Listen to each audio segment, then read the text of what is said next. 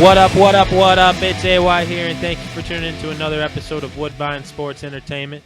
For this walk around the cul-de-sac, I'm joined, as always, by my good friends Eric Graham and Mr. Gregory Halpin.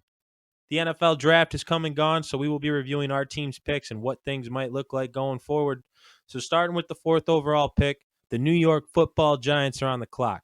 Greg, we'll start with you. How do you feel the Giants did here at pick 4 and the draft overall? Overall, I wouldn't say that it was a perfect draft. There's definitely a couple of them. We'll start right off the bat. We had the number 4 pick. It threw a lot of people off because we went and we picked Andrew Thomas, the offensive tackle out of Georgia.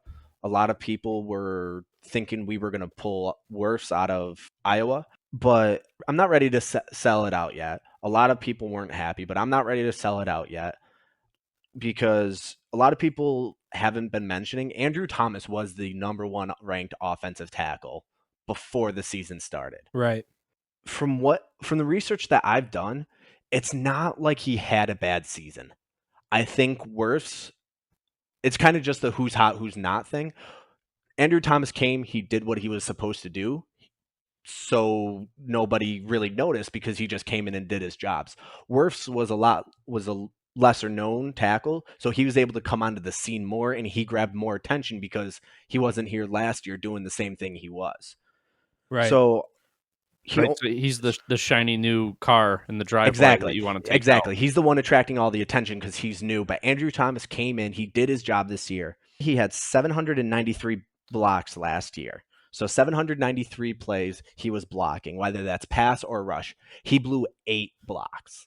Yeah, I would say that's pretty good. That's eight pretty good. 8 blocks out of 793. Yeah. So that puts him 3rd in the SEC, 20th overall. He can compete at right or left tackle, and Nice. which is a huge plus because we do have Nate Soldier. We are still paying him whether we like it or not. So if he's one of the better tackles to be on the field, then we can throw Andrew Thomas over at the right tackle. Yeah. Yep.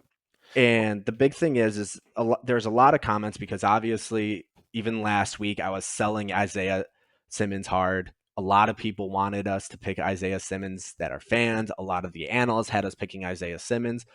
But looking back at it, and obviously hindsight's 2020, I am happy we picked a tackle. Yeah. Our top 2 picks from the last 2 years, we need to protect them. We need to protect Daniel Jones and let him be able to play his game. We need to protect Saquon. Running backs do not have a long lifespan in the NFL. We need to do everything that we can to protect him because he is, I won't quite say once in a generation talent because we can look and see Christian McCaffrey, who has a similar play style and similar skill set, but we need to protect those two. We need to make sure that they're on the field making plays, making a difference for us. While it would be nice to have a talent like Isaiah Simmons that can be all over the field, I think that we protected the more important assets, and I'm really happy with the pick overall. Good. I mean, like we talked about in the last episode there, we said they either got to take the best playmaker or protect Daniel Jones. So we were right on that part. I mean, kudos to us, pat ourselves on the back. Maybe we know what we're talking about a little bit. Graham, Graham, do you like what the Giants did here? You think they're going in the right direction? I like that they went offensive line, but I'm questionable as to who they picked. I was really, really high on Mekhi Becton coming into this draft. I really thought he was the best tackle available. Mm-hmm. That being said, it seems like the top 4 guys at tackle kind of seemed interchangeable. Could have been, just like it's whoever kind of a was wash. the favorite. Yeah, it's all up to whatever scout you have deciding who the best tackle is. So I like Andrew Thomas. As far as tackles goes, I had him ranked 2nd behind Mekhi Becton, and then I had Wirfs at 3rd. Yep. As far as the draft goes, I think the Giants had a pretty good draft overall. Yeah, I think. I liked what they did throughout the entire draft. It's interesting being a Bills fan and looking at the Giants and knowing that there's a relationship there with Brandon Beane and Dave Gettleman. Yeah, they kind of approach it the same way. It seems like they just kind of go after who they think is their top guy on the board, and they don't really change to what everybody else wants and what the fans want. It's interesting, though, because the two of them do receive so many comparisons because they worked together before. But as a GM, Gettleman has yet to trade a first-round pick. Right. So, which is kind of the opposite. Like, Beane has been He's a little wheeling more and fluid dealing. with exactly Wheeling and dealing. even, I mean, and this could just be GM speak. Obviously, it's after the fact, but Gettleman did come out and say that he received a lot of calls, but it just seemed like a lot of chit chat. He said he's saying that he didn't even really receive a serious offer, much less one that he would actually even present to the Mara family or judge. Right. So it's actually kind of surprising with how much talk. Like I said, this could just be Gettleman's making himself sound more confident in what he was doing, but allegedly, we'll say there really wasn't much talk for the 4th overall pick, which kind of surprised me with all the media getting into it. Yeah, I was. I'm as far as Gettleman goes, I think in drafts that he's had so far, I think that this was probably his best one. Oh, definitely. Overall, like I didn't feel like he blew any picks. Not saying that he blew any picks last year, but I know that Daniel Jones at number 6 seemed crazy to me last year. We talked about it last week. Everybody wants to play GM. Oh, yeah. I will admit I'm hard on him sometimes, but I was very, very happy where this draft went. I think a lot of it also is just the talent pool. I'm pretty sure we mentioned last week. I know we've just mentioned it talking to each other. This has got to be one of the deepest drafts we've had ever. Since I was alive, honestly. I mean, since I've started watching football and since I've started understanding the game. It, yeah, this is definitely one of the deepest draft class, which does make a lot of GMs look a lot better. Right. Because we can go into the next pick for the Giants, Xavier McKinney. He was available in the 2nd round, and I loved it. Honestly, I think this is the win of the draft. 15th overall pick, 15th overall ranked player, and he fell all the way to 36. Right. I think he's going to be a day 1 starter. I think it'll be him and Jabril Peppers in the back, and that's a huge win for us because we need those physical playmakers in the back. Yeah. Norris Jenkins is gone. We have Bradbury, but he's on the older side. Jabril Peppers, I think he's probably going into his 3rd or 4th season. So we've got a young core holding down the back of our defense. And I'm really excited to see those two play. I'm really excited to see how they're able to mesh in the defenses that they're going to be running. Like I was saying before too, I've been looking forward to the Giants picking a safety because we've really just had a revolving door after Landon Collins left. Yep. Well, even when Landon Collins was here, the other side kept switching around. So I'm hoping between Jabril Peppers and McKinney, they can be a good solid rock for the next few years, because if the cornerbacks are able to be familiar with who's behind them and who's got their back, they're going to play more confidently too. Yeah, I mean, I think in recent past, since I can remember, even the Super Bowl days, I wouldn't even say that the Giants have really had like a very strong secondary. I feel like that's always been like their Achilles heels. I feel like they always let up big plays at the wrong time, and getting a playmaker like McKinney, adding Jabril Peppers a couple years ago was a nice pickup for them, because now you just got youth and you can really orchestrate them into the kind of style you want to play with them being so young. And that's what I wanted to reiterate on Thomas real quick, was just that the kid's 21. He's 6'5", 320 pounds. You don't stop growing until you're 25 years old. So this dude isn't even done developing into a young man. And like Graham said, I'll reiterate, I think the top 3-4 tackles were really just up in the air on what preference was between different GMs. So I don't think that they should get knocked for Thomas. I know when I first saw the pick made and I got on social media, everybody was saying he's your Flowers 2.0, but I mean, time will tell. And the overall thing Giants fans should be excited about is the fact that they're protecting their main guy. This tells Giants fans that Danny Jones is your quarterback. So now you have a plan of attack for going forward. And, clearly, as we talk more about the Giants, you'll see they signed more than just one offensive lineman to help this situation out. I mean, that was absolutely one of our focuses. And that's what makes me really happy about this draft is we have the pieces. In the past 5 years, we've had Sterling Shepard, we've had Golden Tate, we've had Odell Beckham Jr., we've had Saquon Barkley, we've had Eli Manning when he was younger, we've got Danny Jones now. And our offense has failed to produce. Yeah. And it starts at the offensive line. And that was one of that and the secondary have been the main focuses that we're going to get into later in the draft, and even with our undrafted free agents. Yeah. And so that's one of the things. It feels like they finally listened. Yeah, I've been saying it for years. I think we were talking about it last episode.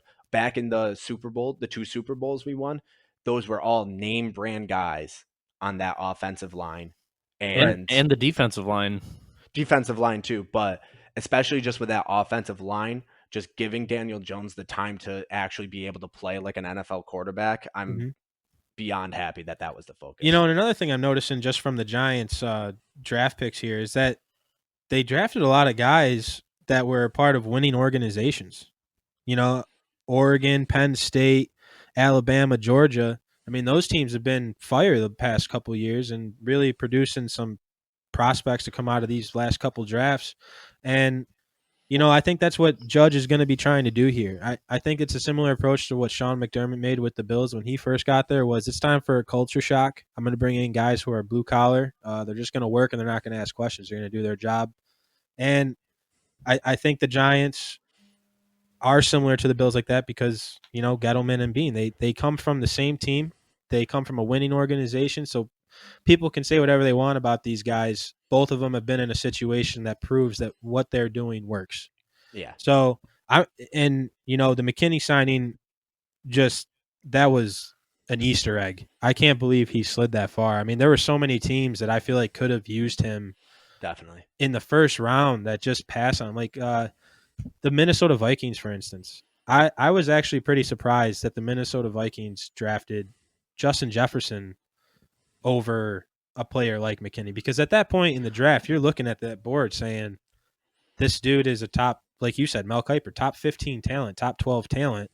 He's a gift at 22. Well, you got to think, too, the Vikings had 2 first-round picks. Yeah. So they didn't just pass on him once, they passed on him twice. You know, I mean, so I think there was a lot of teams, so I'm happy McKinney went to the Giants. I think that's a great compliment to Peppers in the backfield. And, you know, with all these guys being young and a new regime coming in, I think the sky's the limit for the Giants going forward. I'm not saying they're going to take over the league or anything, but I feel like they're going in the right direction. I think they know what their plan of attack is, and I like the pieces they added in this draft going forward for them. Definitely. So, speaking of guys that slid, I want to get into the Bills' second-round pick because they didn't have a first. A.J. Epinesa being there at 54. Can you believe that he slid that far? I can't. I feel like the Bills made a great pick there. Yep. And the fact that he was there at 54 is just a shock to me with all the teams that need help on the edge rush. Epinesa is a huge pickup for you guys. I think me and you were on a voice chat, Alex, at the time.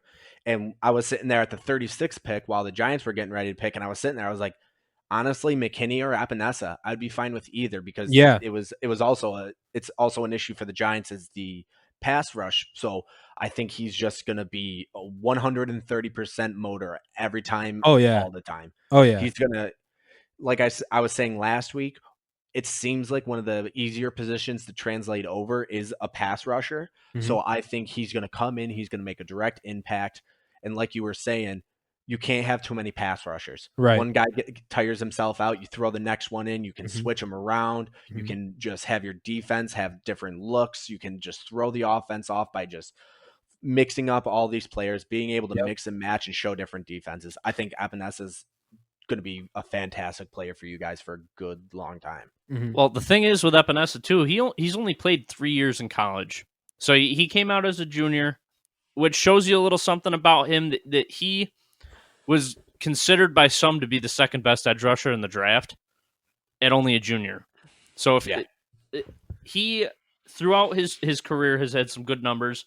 He ended his college career with 101 tackles, 36 tackles for loss, and 26 and a half sacks over 3 years. And he only played a total of 37 games, I believe. So 37 games and how many sacks? In 26 and a half sacks. So he almost... That's not bad, dude. He had a sack. That's pretty good. He had a sack in like 2/3 of his games. Well, and the other thing, this pick shows you that McDermott really isn't straying away from what he's been preaching this whole time, which is versatility along the defensive line. They're saying that Epinesa won't just play on the outside; he'll play inside on certain nickel packages and stuff like that. And with the additions the Bills made, I'm not saying that they're the best defensive line by any means, but I mean now you got Trent Murphy, Jerry Hughes, Mario Addison, Quentin Jefferson, Ed Oliver, Harrison Phillips, and A.J. Epinesa. It's going to be a hard time making this roster as a D lineman on the Bills. Like the Bills are so loaded at D-line and versatility right now that I could see them almost carrying 6 or 7 defensive linemen, if not more, just because of the scheme that Brandon Beane and McDermott run. It's always just, hey, let's get fresh legs in there. And now that you got Mario Addison, you can take out Jerry Hughes and you won't miss a beat. Those two are Yeah. basically the same players. Now you've got Harrison Phillips in the middle with Ed Oliver, Quentin Jeff. I mean, the sky is the limit for this defensive line. I think there's a lot of guys who want to prove something, especially Quentin Jefferson. I think he's coming off of a great year for Seattle, and he's out to prove that he can actually be a disruptive force in this Bills defense. So I'm excited to see how they even use all these guys. There's a lot of schemes that they're going to have to come up with to put people in position to succeed to their max potential, but I can't complain with what they've done to this point as a defense. I think they've gotten the best out of just about every player that they acquire on this team. So I do have to throw this out here. When the Bills did draft AJ Epinesa, I was on a video chat with you guys at the time. Yes. And we were all very excited about what was going on. And I was delayed compared to AY here. AY got the pick first, and he goes, I'm not going to react. And then he goes, ooh, and he reacted. And I go, oh, my God. I go, I know who he picked because he told me he wanted AJ Epinesa right away. I was hoping for Zach Bond. I wanted Zach Bond more than anybody, but I can't. He was available too, man. He was, but I can't complain. Like Graham brought up earlier, a lot of people had Epinesa being picked by the Bills at 22 before they traded their pick to Minnesota. So to get a 22 overall talent at 54, I mean, that it's a win-win. I mean, I think everybody was kind of shocked. I don't know how you forget or just look over him for 2 rounds like that, because I know Brandon Beane was sitting there like, are you serious right now? Okay, I trade my first round pick and I get the guy we were going to take anyway. I Sure. wonder if he was thinking maybe I should trade up and try to get this guy. I don't at some think point. he was. I don't think he only talked about trading up one time, and that was for Zach Moss. He thought Zach Moss was going to go much earlier than he did, because a lot of people had Zach Moss as actually their top 50 prospect. But we'll get into that in a little bit here. We're just going to go round to round here. So we've already caught up on the Thomas pick for the Giants in the first, the McKinney pick in the second. Epinesa to the Bills. So, Greg, 3rd round pick. Do you have anything on Matt Peart? Do you have anything? Matt Peart. I really liked this pick too. He's maybe not the biggest name offensive tackle going into the draft.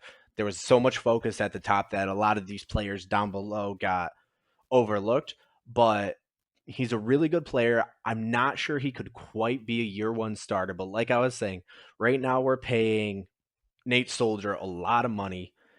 I don't think we'll be able to trade him with that contract. Either he starts until his contract runs out, or we just let him ride the bench for $12 million a year. Yeah. I think Matt Peart can come in though, maybe take that year or 2 to learn when Soldier's still playing.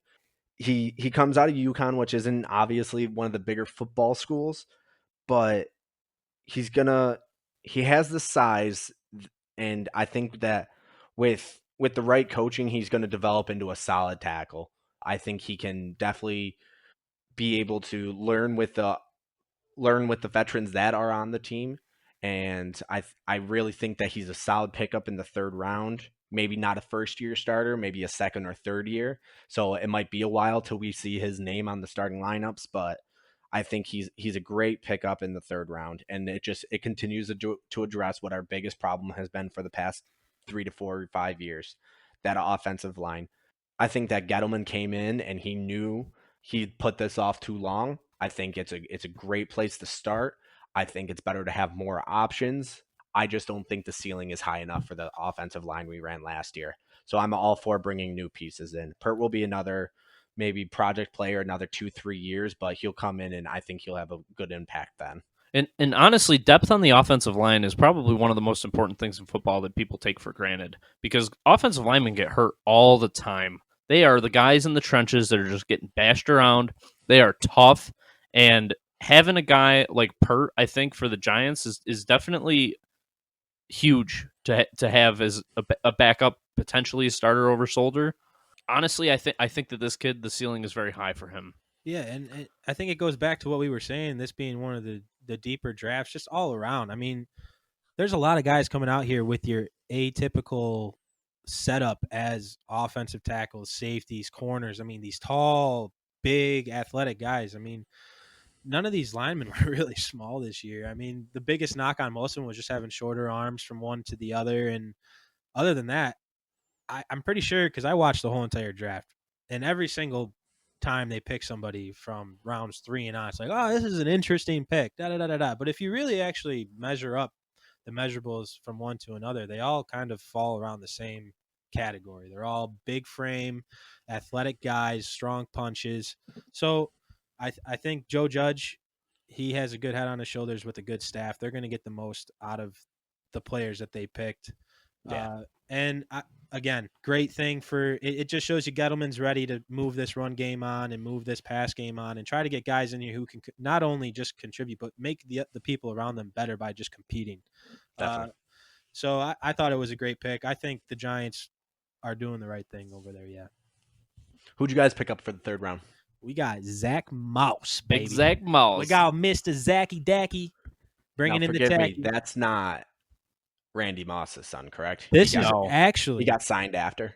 Yes, he does have NFL bloodlines though. Zach Moss has a pair of cousins who played in the NFL. Okay. One being Santana Moss and Sonoris Moss. Oh, okay. He's on that side of the Moss. Oh, tree. yeah. So he's different Mosses. He I guess he was given the weight in the family because those guys were really tiny from what I remember, but really fast. I mean, this guy is a tank, dude. Okay. I'm very happy with this pick. And considering that Bean almost traded up to get him and that he just kind of fell to him, it is awesome. Yeah, I mean, they had him, like I said earlier, they had most people projected him as a top 50 talent in this draft. So to get him where we got him is huge. He averaged 5.7 yards. He had 38 touchdowns in his career, 66 receptions with 685 yards. I mean, so that shows you he does have some hands out of the backfield. He's not just a ground and pound, but that's basically what we're going to use him for. Basically, just take a look at what Frank Gore did for us. Zach Moss is now in that role. That's how this is going to work out, I think. I think that they're going to use Zach Moss as the Frank Gore type back. I think he just complements Singletary well. Yeah.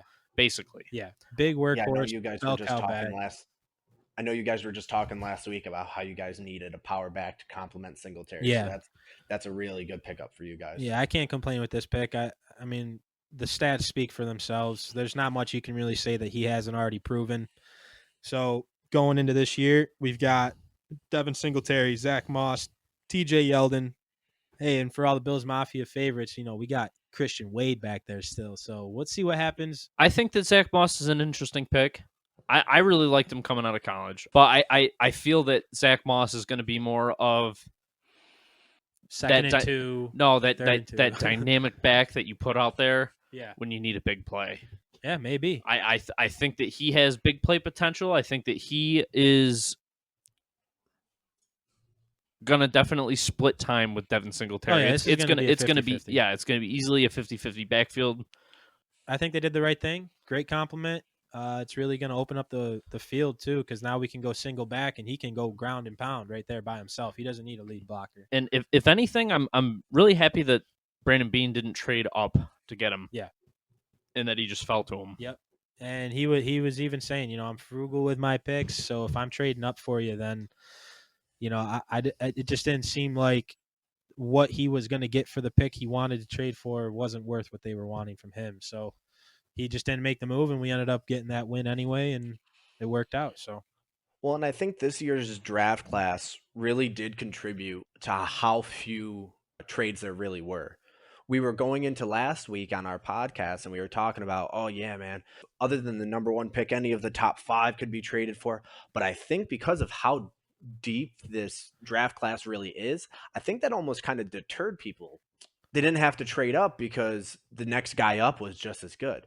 Right. The Bills didn't have to trade up to get another back because they could sit here. They could wait for this Moss kid to fall to them because there's so much other talent around that he was going to fall to him anyways. And you guys got a great pickup in the third round. I mean, yeah. I think the other thing that kind of scared GMs into not trading up was the fact that they couldn't scout as well as they have in years past. Right. There wasn't a lot of personal workouts and stuff. Yeah. Yeah. So it's harder to justify trading up for a guy when you have less information, I guess. Yeah. And I think with it being the first virtual draft and because of the coronavirus and them not getting these personal workouts in, it was really more along the lines of, okay, we're just going to trust our guys. Like, we've already sent scouts out.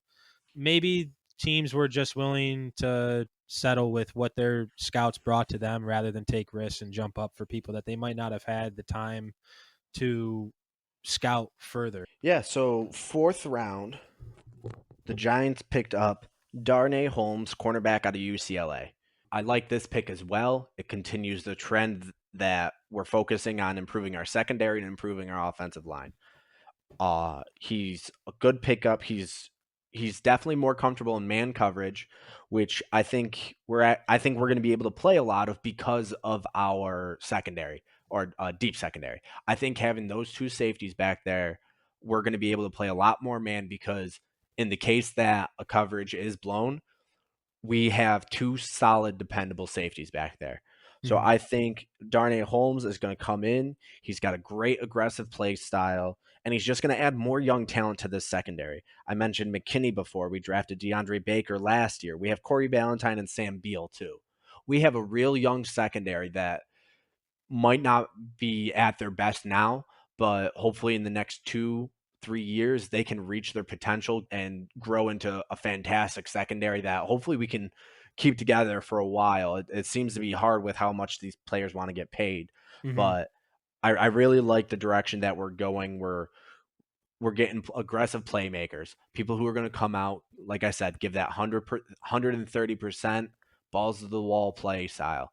And I'm really happy with this pick. I like him. I watched a little bit of footage on him. He seems like a real solid player, and he's going to come in and make an impact immediately. I think he'll be a good 3, maybe 4 cornerback. Okay.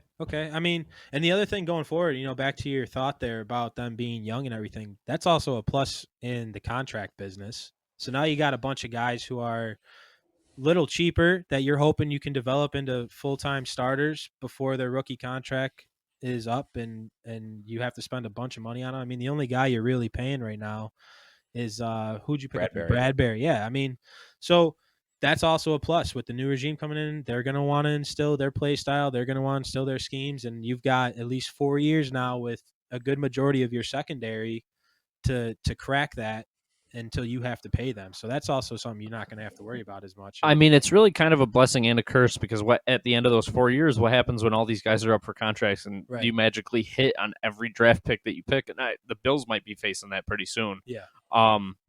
Where you got to pay all these guys, and all of a sudden, everybody's contract is up all at once, and well, we need this guy and we need this guy. Can we find a cheaper alternative? And that's where being a GM is hard, and that's why when people are playing GM from home and their couch, and they don't really know what to do in that situation. They don't really understand. So it's kind of interesting for the Giants. They're going to have all this young talent, and in a few years they might have to end up paying some guys some pretty big money. Oh yeah, I mean McKinney. I don't think McKinney's going to miss a beat. I think he's going to come right in and be a force on that defense. You're going to know McKinney's on the field when the Giants' defense is on the field. I don't think you can't miss him. He's a playmaker. He's always around the ball. He's a tackling machine, and he's really, really good in zone coverages. He reads the quarterback very well. But this Darnay Holmes, like you said, hopefully he can just come in and provide some good competition for the team and just make the guys around him a little better. What do you guys got for a 4th? In the 4th round, we took a guy named Gabriel Davis, who I'm very happy with, out of UCF. St. Gabriel. He is a wide receiver. I was very excited about this pick. He's a big body guy. Yep. He also is very fast. Yeah. It's interesting, his size and his speed. He's able to run as fast as he is because of his size. He, in his first couple of years of college, didn't have stellar stats.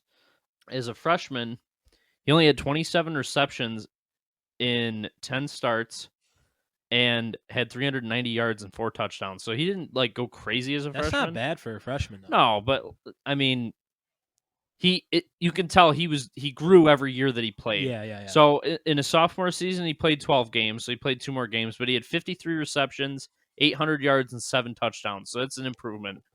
In his senior year, he went off. He had 12 games with 72 receptions, and 1,241 yards and 12 touchdowns. Yeah. Like, the guy went off his senior year. He's improved every year that he's played.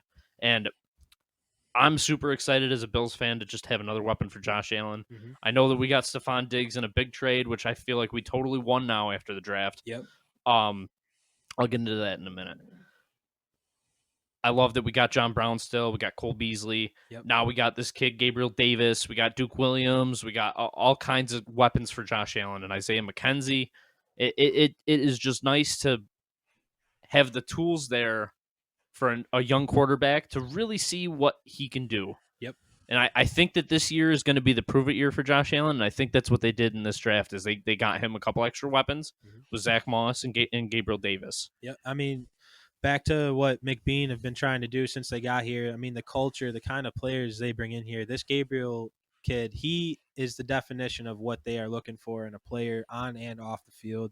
Everybody that they've talked to, his coaches, they said that this is one of the guys who's the first one in. He's always watching film. He's trying to get better every day, refine his route running. But the thing is that was his one knock, is he didn't run a whole lot on the route tree. I remember I watched a clip on Brandon Beane saying that they had to do like a little virtual video so they could see some routes, and they were happy enough to take him in the fourth round based on that video. But I mean, when he was playing at UCF, he was lining up about 3 yards off the sideline. The sideline. That was where the coach put him, and the coach just let him run posts, fades, just everything. Burning guys. He was just running right by people, going up, making catches. And then when he does catch the ball, this dude is aggressive. He is hard to bring down, big frame body, strong. One arm tackle is not going to do it. This guy has the chance to take the lights off, really. I mean, see, I feel like he is somewhat of a version of Larry Fitzgerald, but faster and not as refined in his route running. Right. But I mean, as far as big body and arm tackles ain't taking him down. I would say he has a chance to change the game when he catches the ball. Like he has that speed and that strength to really break something off every time he touches it. So, and he's great at high pointing the ball. He proved that his senior year, and like I said, that freshman stat isn't even bad. And every single year he got better, and that's exactly what the Bills are looking for when they bring guys in. Hard work ethic and just ready and determined to be the best person and ball player they can be. So I'm happy about the pick. I think they went in the right direction. What do you got for the fifth round, Greg? What do you think about that pick, Greg? I don't think you can have too many weapons. I think that, like you were saying, I think it's a prove-it year for Josh Allen. They're going to sit there, spread it on like you were saying last week, maybe literally run a spread it out on the table. Say, here's your offense. We want to see results. I think between this kid, Diggs, John Brown, and the rest of the receiver core you guys have, I think that you guys are going to be putting yourselves into a really, really good position where you have more talent than you really know what to do with. Right. I like the pick. I think honestly, these top four, I mean, I'd even say maybe even this fifth round, at least on the Giants end, all these picks are, other than maybe Andrew Thomas at up top, but that's because we're already up top. I think they're all really good value picks. He's going to be a great middle of the field guy, big target. Definitely. To see. I mean, that's the one thing that we really do lack. Also, I was surprised that we didn't take a tight end in this draft. I was really hoping they did. Just get a bigger body, somebody who can, run block maybe, or just be a big presence in the middle of the field for Josh to see. But the Bills did good in going out and getting wide receivers with the frame that they didn't already have. I know Brandon Beane made a joke saying he was tired of Sean McDermott calling our wide receiver room the Smurfs, so he went out and got some bigger guys, and that's exactly what he did. I mean, Stephon Diggs isn't the smallest, but he's still only 6 foot. He's not the tallest guy. He's going to be more the dude who breaks off of you out the line of scrimmage. I mean, these bigger guys are going to be dudes who work pound for pound, all the way down the field, and if it's anywhere in their catch radius, they're just going to box you out, make a big play. So I thought it was good that they went with bigger frame bodies. That was something we were definitely lacking last year. And I think going forward, it is going to be nice for Josh Allen to have somebody who's at least relatively close to his size on the field other than him. But yeah, so for the fifth round, the Giants, again, just offensive line. They're just focusing on that. They picked up Shane Lemieux, offensive guard out of Oregon. Yeah. I saw some mocks putting Shane Lemieux up in the third round. Really? Yeah. Yeah, he was definitely one of the better guards. The guards definitely got overlooked in this draft because of all the talent at tackle this year. He definitely could have been a third round talent. Giants got him at fifth. Again, great value pick. The only thing I am a little iffy on is by this time I think we could have focused on something else. There was edge rushers and centers that were available at this time, which is another one of our weaknesses. Our guard play was probably the strongest on the line, so I was kind of surprised to see us go guard. But once I looked into it more, it does make a little more sense. Kevin Zeitler is getting into his 30s. He's getting older. That it makes sense to plan for after him. He is a fantastic guard, but either contract's going to run out or he's going to retire sooner or later. So I think getting Shane Lemieux in now, letting him sit behind Zeitler is going to be huge. He's going to be able to learn from one of the best guards in the league, and he's going to hopefully turn into another solid offensive lineman out of this draft. He is one of the most experienced players coming out of this draft. He started 52 games for Oregon. Wow, that's great. So he's been on the field, and in that time you can see talent all around the country. You're not just seeing players out of your conference, which the Pac-12 is one of the weaker conferences.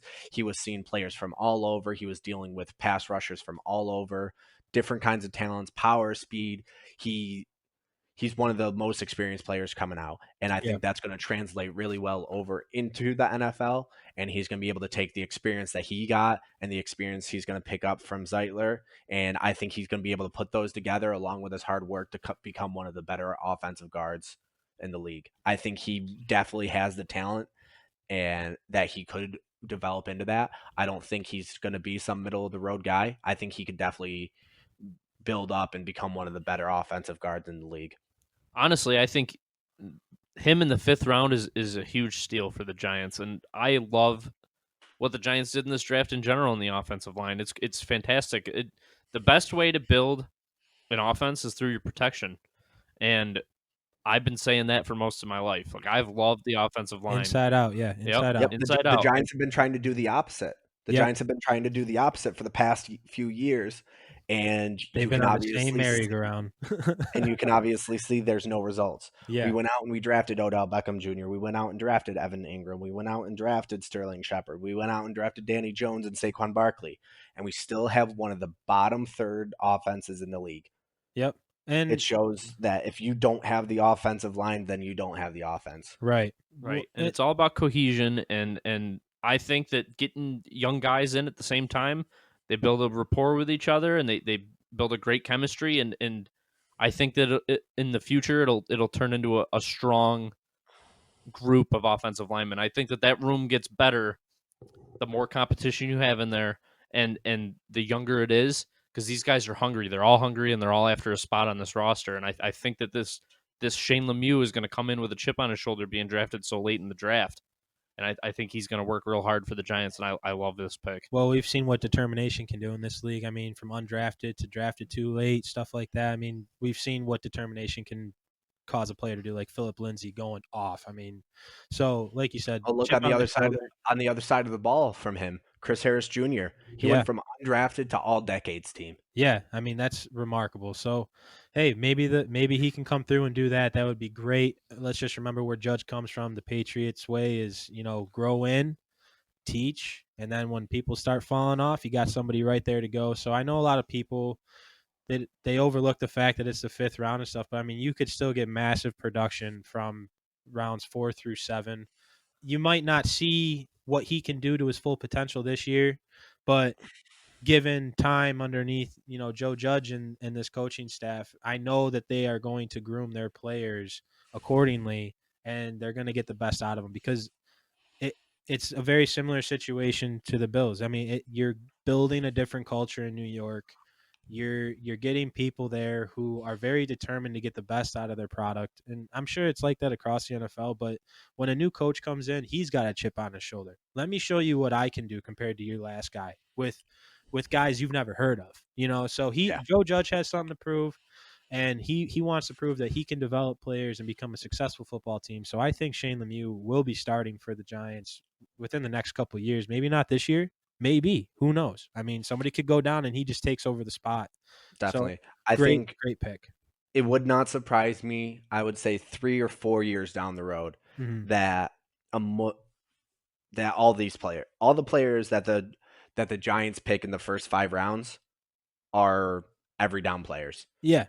Yep. I mean, and that would be a win. That would be a win for that Yeah. draft class. I mean, think if you can get 4 or 5 guys. I think 3 of them I would say are a lock for that. I'd say maybe Darnay Holmes and Lemieux are a little more cloudy in that area, but I think that the Giants just hit it out of the park with these first 5 rounds this year.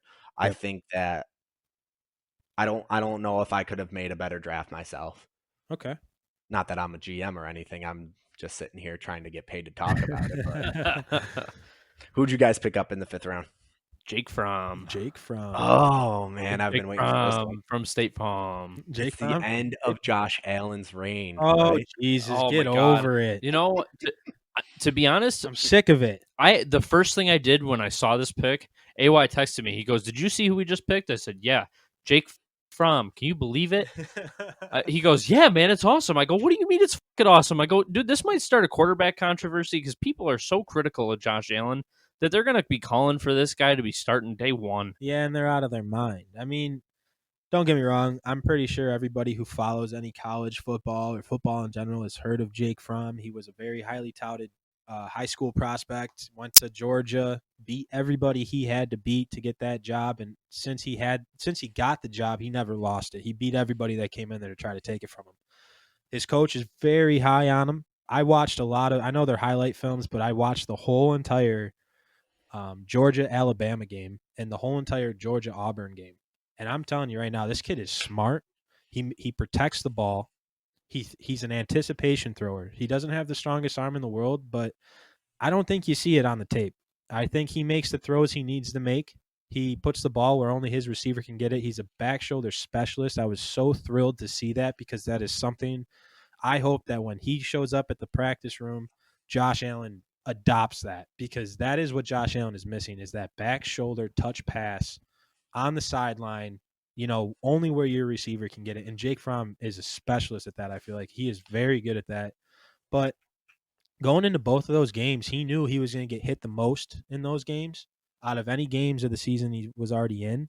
And I just feel like he stepped up to the occasion. He delivered what a good quarterback should do, protecting the ball, moving the ball downfield, whether it's slow or not. I mean, the kid was making throws and smart decisions everywhere. I can't be happier about this pick. And for anybody who thinks that this jeopardizes Josh Allen, I don't believe you. The Eagles have proven that it is just as beneficial to have a great backup quarterback as it is to have a great starting quarterback. Nick Foles comes in, delivers what he has to do, wins big games. That's what the Bills are doing here. They're just getting another kid in here who can compete with Matt Barkley, compete with Josh Allen. But that's all it is. He's just going to compete for the backup spot of Matt Barkley. And, Jake Fromm's Georgia coach there had big things to say about him, saying that, he sees Buffalo winning Super Bowls with them and winning a lot of games. But let's just remember, I don't know. this is Josh Allen's team. The only way Jake Fromm takes Josh Allen's job is if Josh is out for the year and Jake just goes off. And he pulls a Nick Foles. Yeah, he pulls a Nick Foles and, goes to the Super Bowl, whatever. But no. This is the only pick in the draft that I was somewhat disappointed with, only because I didn't feel like we really needed him. I understand that they believe that the value was there. Yeah, for sure. I understand that 100%. You're drafting the best player on the board. Yep. I get it. But I'm always of the firm belief that depth at other positions, whether you need it or not, is more important than a guy that might. I honestly think that this is going to start a quarterback controversy in the near future. It's not. Brandon Beane already shut it down. Brandon Beane literally shut it down. I don't even think it would take a year. I think it would take much longer than that for you guys to lose faith in Josh Allen. Yeah, Josh Allen's come in. He's exceeded everybody's expectations. Oh yeah. I think you guys would have to go maybe 6-10 this year and then start off 0-5 next year or something like that. The reason that I think this, though, a thought. The reason that I think this, though, isn't so much about losing faith in Josh Allen, but the fact that I think so highly of Jake Fromm's game that it's going to cause this quarterback controversy. But he Like- still has to prove he can transition, and that's something that Josh has already done. I mean, regardless of what people say about his accuracy and stuff, we've already talked it over. He's got the same amount of rushing touchdowns as Saquon Barkley. His passing yards are much higher than anybody expected. He's been playing with a lackluster And he's Captain group Clutch of in the wide fourth receivers. quarter. Yeah, and he's awesome in the fourth. I mean, Jake Fromm is just a great quality pick. Brandon Beane already came out and said this is obviously Josh's team. This is not a knock against Josh. It's just literally this kid was way too good for us to pass up again. So when Honestly, he said I it, think it's even ridiculous that he had to come out and say that. yeah, Like, I saw the pick. I wasn't watching at that point in time. We were out picking up the pup, but I saw that pick and I was like, first thing I did was go and look up who your current backup was because I didn't know who your guys' Mhm. current backup was. Mhm. Saw that was Matt Barkley and I was like, that's a good pickup. Yeah. It never even crossed my mind that Josh Allen's job could be in trouble. Well, even when we needed a quarterback back when we had Tyrod Taylor, people were like, "Oh, you're not going to get a starting quarterback in Nate Peterman. We drafted him too late." And now we take a guy in the 5th round, and people are like, "Oh, he's our franchise quarterback." Like, since when does anybody say a 5th round quarterback is a franchise guy? It's the Tom Brady effect. It's the Like- Tom Brady effect. That's all it is. Everybody thinks that you can get a quarterback at any time in the draft. Russell Wilson, And yes, congratulations. You know, stuff like they're that. once Even in a then, lifetime though, talent. that's 2 quarterbacks. I don't think it's that. I think it's just because I don't know. I don't even know how Jake Fromm is a 5th round quarterback. That has always astounded me why he was valued so low going into He this wasn't. draft. Mel Kiper and Daniel Jeremiah have him in like the top 5 for quarterbacks in this draft. Well, yeah, but why? But I even think it was then, the size. in He's the action, size of Drew Brees. It was all size. I think everything was size, and he I got am busted from the so combine for his throw power. dude. I'm gonna break our rule of trying not to curse. I am so sick of that argument. It's okay. I already broke that rule once. Yeah, I heard you earlier. But no, I'm just so sick of people saying that these kids aren't big enough. They're going in, they're playing against elite NFL talent.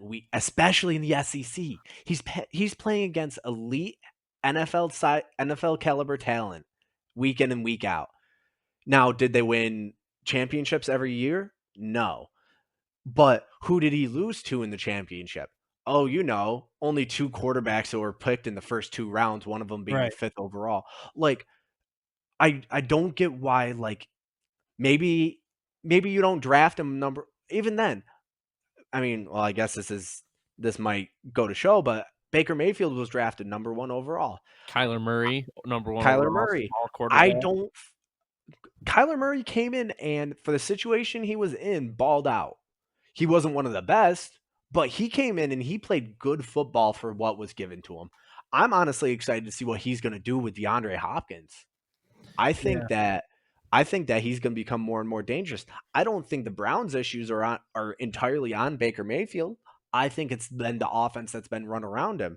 I don't know. I think it's just because of Baker Mayfield and Kyler Murray coming out in the past few years that this whole size argument thing has been more in the forefront. But there are quarterbacks in the NFL that show that this can work. Yeah, That absolutely. that a player can come in, be 6 foot or under, And win. almost lose his shoulder in a freaking car accident, and hold a majority of the NFL quarterback records. Yeah. I mean, I think it's overrated. I think a lot of people are starting to know that it's overrated.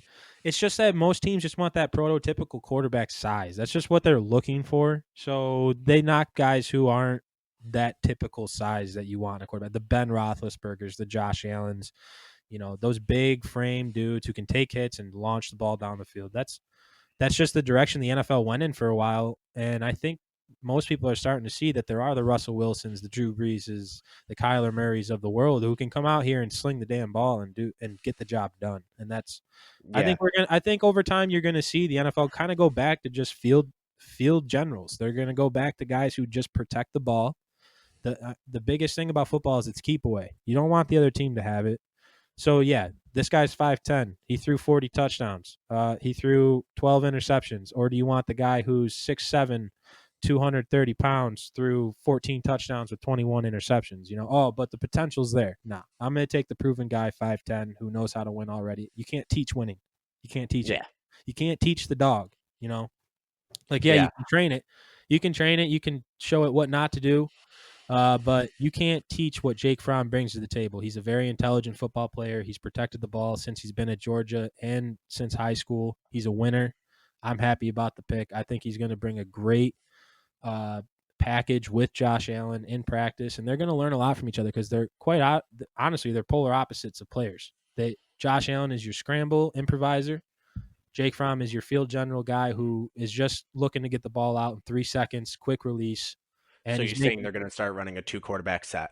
No, I'm saying that I'm saying that I think it's beneficial to Josh Allen to have a quarterback like Jake They Fromm. Can learn from each other. Yes. Yeah. And I just think he's going to see things that Jake does that he doesn't do, and Jake's going to see things that Josh does that he doesn't do, and they're going to implement that into their own games and bring it to the field. And that's all you can ask for. Great competition brings out the best in people.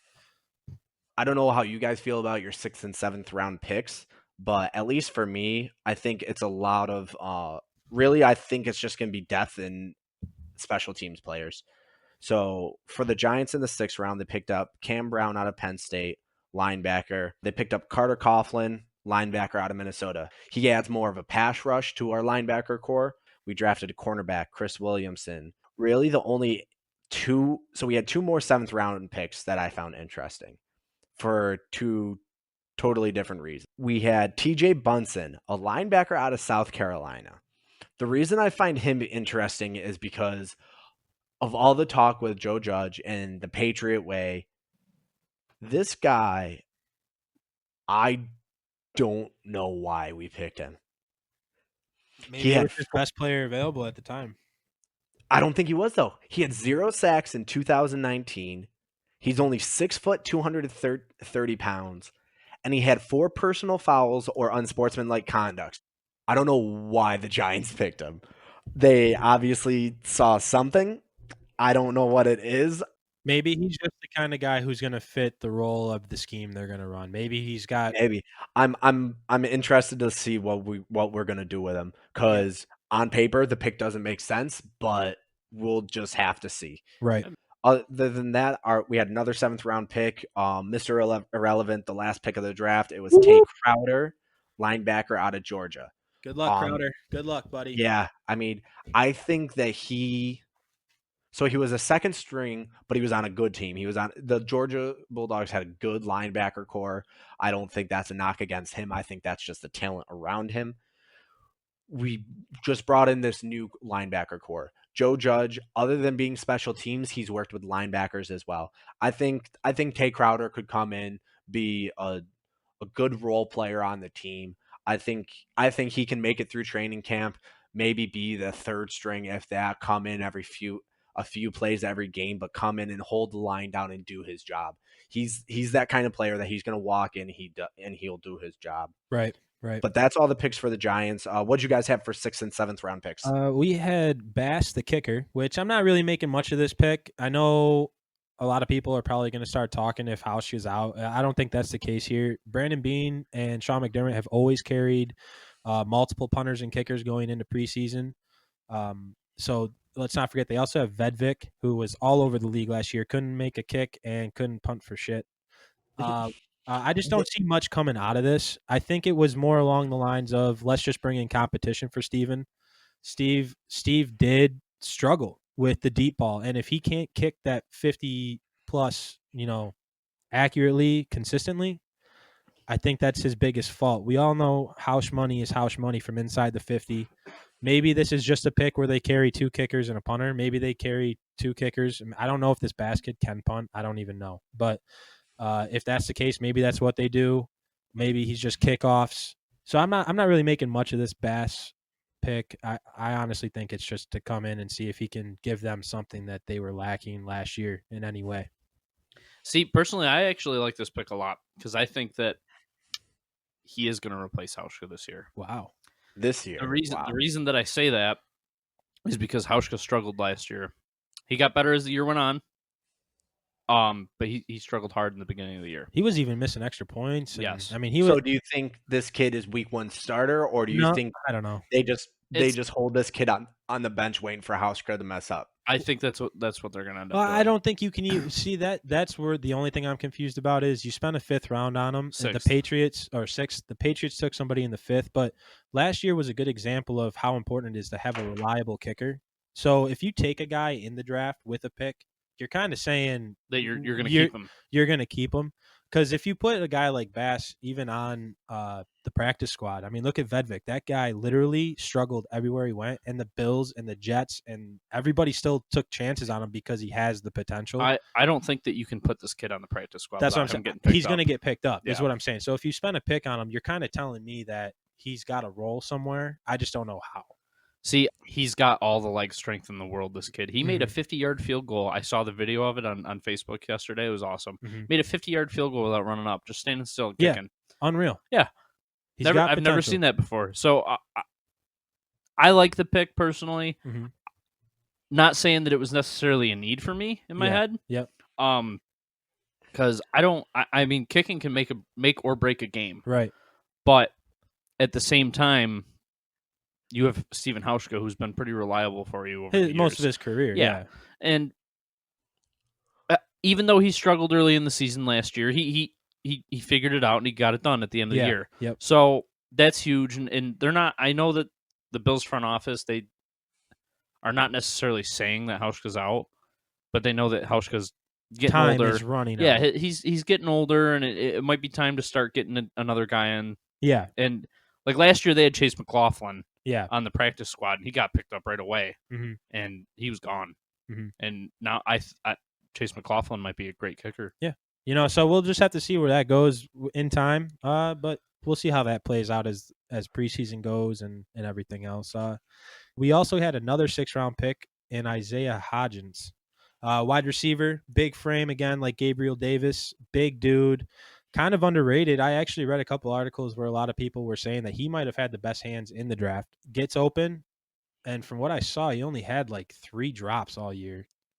And honestly, any potential of a playmaker to me is huge, and another weapon for Josh Allen. It's sort of like a flyer on a guy. I mean, you get past the 5th round, and guys are kind of kind of mesh together. But if you were watching the draft, though, I mean, a lot of the experts were saying that the guys that were taken in the 5th, 6th, 7th rounds at wide receiver could have been 3rd and 4th round picks any other year, in any other year. Yeah. I mean, Gabriel Davis, I know, got huge praise from Daniel Jeremiah and Isaiah Hodgins. Everybody, when I was watching the draft, was saying that it wasn't that they were surprised that he lasted that long because of how deep it was, but it's just they were just flabbergasted at the potential he has for a 6th round pick and the ceiling for him, because this wide receiver class this year was just unreal. I mean, there were guys going in the 7th round that people were saying, had 5th, 4th round potential, 3rd round potential. It was just so deep, and I think it all just came back to personal preference across the board with different GMs on who they thought had the higher ceiling. And with us needing taller, bigger guys, that's just the dynamic we went with. To know that the 2 guys that we drafted a little later in the rounds could have gone sooner in any other draft, that's just good reassurance to us fans, knowing that, hey, you know what, maybe we got a 4th round steal in the 6th or a 3rd round steal in the 6th. It's just something to look forward to, something to you go to the practices and watch, and you're looking out for them because you want to see if they excel. Going into the 7th round, we took Jackson, cornerback out of Pitt. I actually like the pick, but I'm a little skeptical. The only reason why I'm skeptical is because he was asked who was the best receiver you covered in college, and he said Gabriel Davis. So that's the pick we took earlier in the draft. So I decided to go and look at those stats, and it was 10 receptions, 150 yards, and 2 touchdowns. Davis is also a lot bigger. He's bigger, than but Dane Jackson. Whoa! Well, I mean, it also like and if Dane Jackson is a stud corner in the 7th round, which I'm not saying he's gonna be, I'm not even saying he's gonna make the team this year. If this kid can translate into the NFL and be a potential starter, that says a lot about how Davis looks, and Davis could be fantastic. He could be one of the best receivers this year, I think. This was the And- stat and- right here. Yeah, 10 receptions, 151 yards. He averaged 15.1 yards per reception with 2 touchdowns against Dane Jackson. He is coming into kind of a crowded cornerback room. I'm not going to sit here and say he's going to make the team. I think he's just going to come in here for competition You never know. Nobody Right. ever really knows never know. until these guys get out on the field and play. and they're in the coaches' schemes and they start to understand what's Yeah. going on. So, I mean, he's just going to have to come in and show that he can do something that they don't already have, which is going to be very hard to do. But I like the potential that he could show. Maybe he is a practice squad guy for a year or two while our other guys get a little older and works his way in. But Now, what's interesting to me too is that this kid Dane Jackson, the pick that we used on him was part of the Stephon Diggs trade. okay. So that being said, I 100% feel like we won that trade. Oh yeah, the way I look at it is the picks we traded away weren't even really ours except the first round pick. So basically, in my eyes, we traded Stephon Diggs for Jefferson, and in my that I can't argue with that. No, not at all. Proven vet, 26 years old. We still got him for 3 years. We know the production he can put up. Jefferson's a project. Everybody was saying that right off the bat. He's not coming in here as a solidified receiver. He has to work at his game. I mean, I think Greg even chimed into that a little bit last week about saying how Justin Jefferson, he's a rough gem, but he's still going to have to work his way into this league and work on that offensive or work on the line of scrimmage, breaking off press coverage and getting open. But we already know what Steph Diggs can do. So I definitely agree with that, Graham. I think the Bills stole Stephon Diggs. I do. And I think even going down the line, we're going to see that with the picks that we did with that pick and the picks that we gave them, I don't think they got the production that we got out of Steph Diggs. Absolutely not. I think that both of our teams here had really good drafts. I think they really improved on the areas they needed to improve to. I think the Giants did every single thing they needed to do. I was kind of in the same boat as you when you were talking last week about the Bills just needed to pick the best players available, and you guys walked out with players that were not only the best players available to you, they were probably the best player available 5-10 picks before that even. Right. I think you guys hit it out of the park. I think the Giants put themselves into a really good spot. I think a lot of our players maybe need a little more work. They're a little rougher around the edges. Mhm. But I mean, with the Giants, I can see The Giants drafted. I feel like they drafted more for need. Yeah. But they also got great. I feel like they got great value at what they needed At the time they picked. at the time they picked. Well, I'm not going to lie. It was actually really reassuring to hear Brandon Beane say that 4 out of the 7 picks were literally the highest rated player on their board at that time. yeah. I'm assuming that's Gabriel Davis, Zach Moss, AJ Epinesa, And Jake Fromm. and probably Jake Fromm. I mean, from the way it sounded, I think Brandon Beane had Jake Fromm in the 3rd round. So to get him in the 5th, because when he was talking to the press on his virtual screen there, said he couldn't pass on him again. So that tells me that he must have passed on him in the 4th, and then he got there in the 5th and was just like, okay, I'd be stupid if I don't take this guy right now. I've already skipped on him a whole round, Yeah. Yeah, So- best case scenario with Fromm, honestly, he comes in, he learns, he grows as a player, knocks it out of the park in preseason.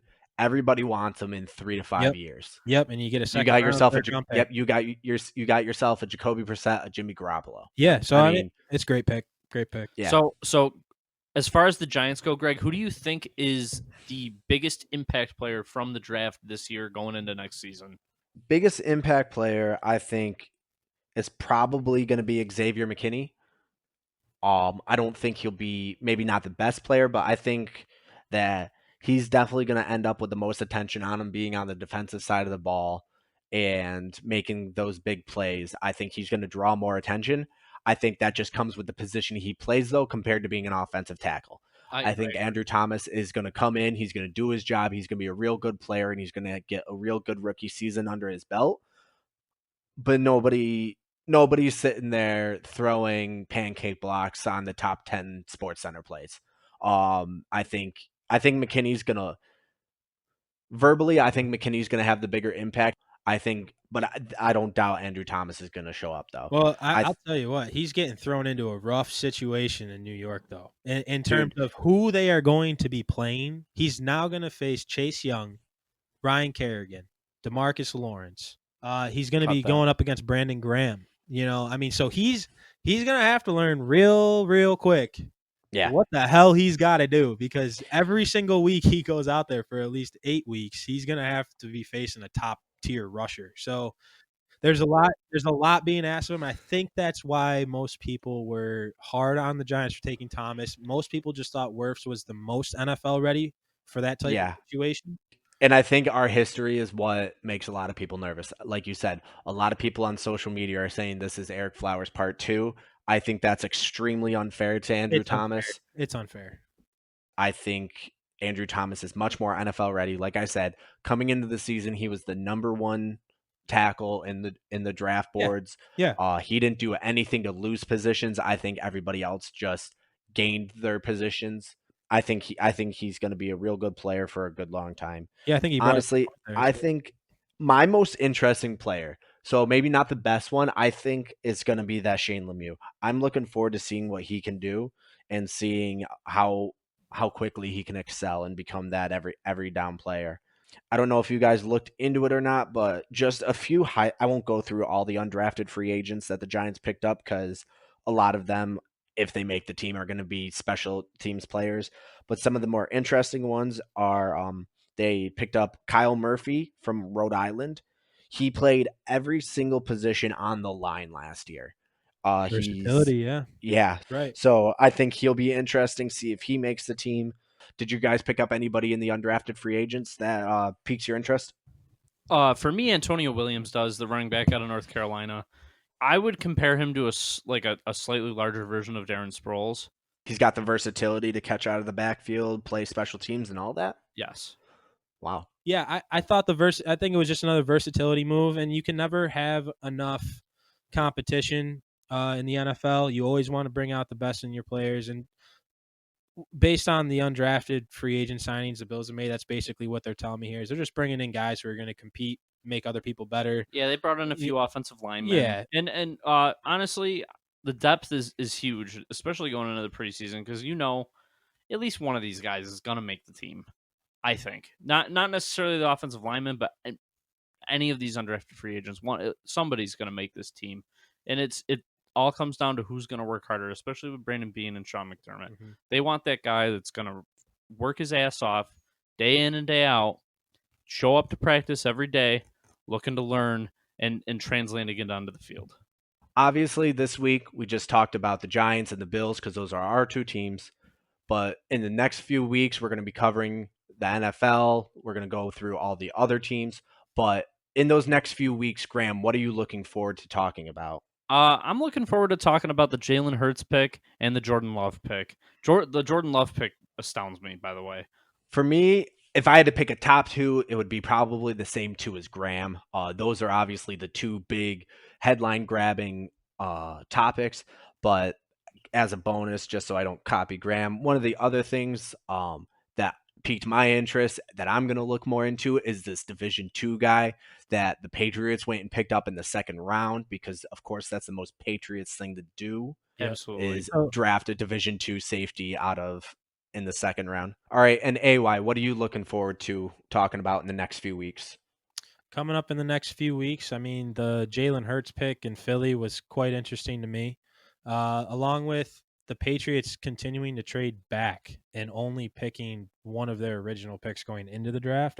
I thought for sure they were going to be going quarterback. So I'm kind of interested to see what their direction is. So I'd like to dive in a little bit more on why they did what they did and what they're trying to do. As a bonus pick, I think I'd like to talk a little bit more about what the Bears did in the draft. I was very interested watching what the Bears were doing during the draft this year. Okay. And I found myself in the 2nd round looking at them like, okay, look at the Bears, here they go. The Bears. Yeah, the Bears. Well, thank you for taking another stroll around the cul-de-sac this week at Woodbine Sports. We're happy to have you tag along, and like always, be safe, love everybody, and take it easy, folks. Thank you. See ya!